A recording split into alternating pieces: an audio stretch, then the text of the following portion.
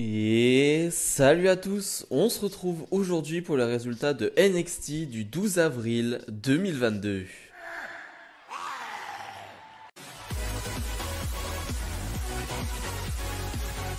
Et on débute directement le show avec un énorme combat, un match pour le titre de champion nord-américain. Cameron Grimes, donc le nouveau champion, défend ce titre face à Solo Sikoa dans un match de plus de 10 minutes. Déjà, j'aime l'importance, encore une fois, qu'on donne au titre nord-américain. Vraiment, ça c'est quelque chose qui est réussi du côté de NXT.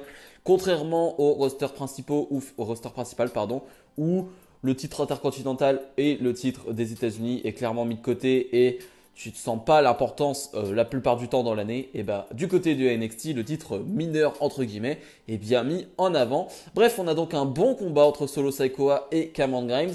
J'ai pas grand chose d'autre à dire. J'avoue que ça fonctionne bien entre les deux tout simplement et je suis content de voir Solo Sikoa dans des plus longs matchs. Lui, je trouve que on le voit un peu plus en ce moment et c'est très bien comme ça parce qu'il a vraiment beaucoup de talent.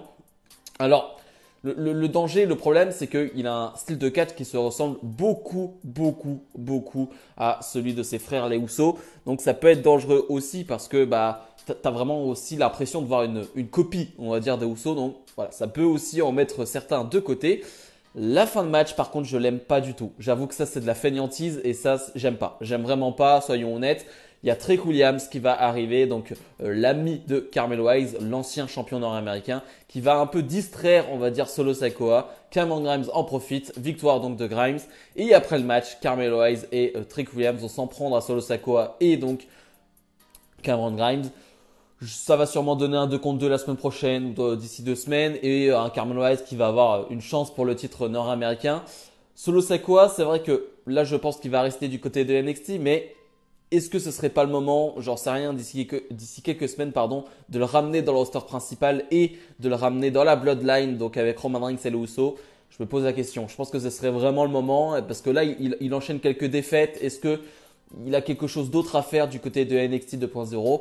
Je me pose la question. Bron Breakker, le champion NXT, est sur le ring et revient sur ce qui s'est passé la semaine dernière avec son père qui s'est fait kidnapper donc par Joe Gacy. Alors, il nous dit très vite que son père est en sécurité. Maintenant, il est à la maison, voilà, qu'il a été récupéré. Et donc, il veut s'occuper de Joe Gacy. On va voir Joe Gacy. Et Joe Gacy, eh ben, il a volé la bague de Hall of Famer de son père et j'ai bien aimé le discours. J'ai bien aimé le discours de Joe Gacy qui va dire cette bague, elle représente tous les sacrifices qu'a fait ton père. Elle représente tout ce qui est ton père pour tout ce qu'il a fait pour arriver au sommet, tout ce qu'il a fait pour être Hall of Famer. Voilà, tous les anniversaires qu'il a manqué, tous les moments avec toi qu'il a manqué. Et il va la brûler. J'ai trouvé ça plutôt sympa. Enfin, pas de la brûler, hein, soyons honnêtes. Mais en tout cas, le court segment, parce que c'est plutôt court, hein, ça va être assez rapide. Mais je trouve que pour le moment, le petit Joe Gacy, Bron Breakker, ça s'annonce bien. C'est très personnel. Ça attaque directement aux choses personnelles avec son père.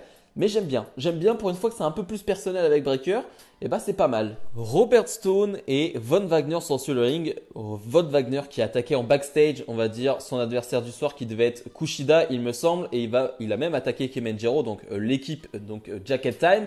Et finalement, Ikemenjiro qui arrive blessé sur le ring, mais qui quand même demande ce match. Un match qui va être plutôt court où Ikemenjiro va se faire détruire, entre guillemets, par Von Wagner.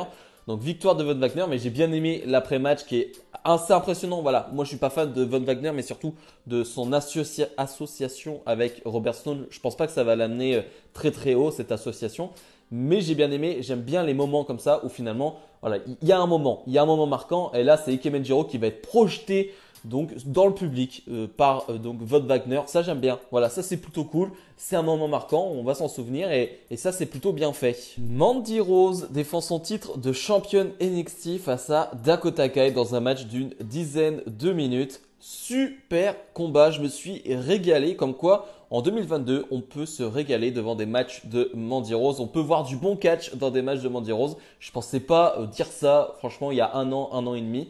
Et bah si, Mandy Rose est une bonne catcheuse, elle fait de belles choses sur le ring, surtout bien évidemment quand elle a de très bonnes catcheuses en face d'elle, ça c'est une certitude, mais là elle est au niveau et surtout elle en montre un peu plus de son arsenal de prise et ça je trouve ça intéressant, elle qui est très athlétique et qui finalement on n'en voyait pas grand chose et ça c'était dommage parce que c'est une ancienne bodybuildeuse, c'est une ancienne donc athlète de très très haut niveau. Bon, là, elle l'est encore, mais ce que je veux dire, c'est que voilà, physiquement, elle est impressionnante et dans son arsenal de prise, eh ben, on le voyait pas tellement. Et là, je trouve que c'est un peu plus le cas et ça fait plaisir.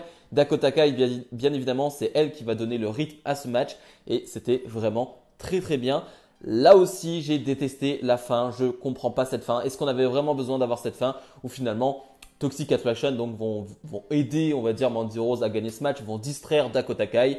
Victoire de Mandy Rose. Je pense que Mandy Rose aurait pu gagner clean ce match. Est-ce que c'était utile que Mandy Rose gagne avec de la triche face à Dakota Kai? Je suis pas sûr. Franchement, elle aurait pu gagner clean pour une fois. Et après le match, Wendy Choo va venir arroser avec des pistolets à eau, donc Toxic Attraction. Est-ce qu'on va avoir Wendy Choo, Dakota Kai face donc à Toxic Attraction?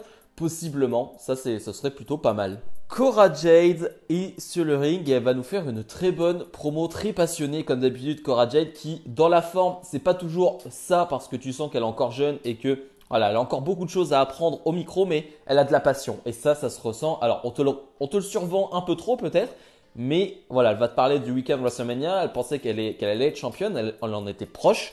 Mais elle va tout faire. Elle va tout faire pour le devenir parce que c'est son rêve depuis toute petite. Et là, va se passer quelque chose. Je m'y attendais absolument pas. Absolument pas. Natalia va arriver du côté de NXT 2.0. Et on va avoir une Natalia très émue, très émouvante aussi, qui va parler de cette petite fille donc, qui était Cora Jade, qui lui a envoyé un message quand elle avait 10-11 ans, il me semble. Voilà, et c'est vraiment une fan de Natalia, Cora Jade. Et donc, tu as vraiment ce message émouvant de Natalia qui va lui dire t'es le futur, t'en fais pas. Moi, j'ai vu d'autres personnes grimper, aller au sommet de la WWE. Et toi, tu es le futur de NXT. Mais le futur est sombre. Et Natalia va s'en prendre à Cora Jade et lui porter un Stormtrooper. Un Stormtrooper, oui, bien sûr. Un Stormtrooper, bien évidemment. Pas du tout. Et donc finalement Natalia donc qui gagne ce segment entre guillemets et Natalia qui tourne heel directement en arrivant du côté de NXT. On va avoir une histoire entre Natalia et Cora Jade et ça je trouve ça bien. Natalia, je n'en peux plus dans le roster principal, mais je pense que là dans un run contre une jeune de NXT, donc avoir l'ancienne contre la nouvelle génération, l'avenir contre la vétéran, ça peut être excellent. Donc je suis très content de ce retour de Natalia à NXT. Ça peut être superbe et ça peut être une super poussée pour Cora Jade. Draco Anthony fait face à Xyon Queen. Xyon Queen qu'on n'avait plus vu depuis un moment. Alors je ne sais pas s'il était blessé ou non parce que je trouvais qu'il faisait de bonnes performances, qu'il avait de bonnes réactions et que physiquement il était impressionnant. Donc je pensais vraiment que qu'il allait être important du côté de NXT 2.0 et bah pas du tout pour le moment. Mais bref, on le revoit là et c'est plutôt cool. C'est court donc j'ai pas grand chose à en dire. Xyon Queen va faire qu'une bouchée de Draco Anthony, toujours aussi agressif Xyon Queen et c'est ça que j'aime beaucoup dans son catch. Voilà, j'espère qu'on en verra plus de Xyon Queen maintenant parce que je trouve que ouais, il fait de bonnes choses et ce serait bien de le voir dans de plus longs combats. Et le main event, un gauntlet match pour déterminer la prochaine équipe championne de NXT. Petit rappel de l'histoire, MSK était champion par équipe.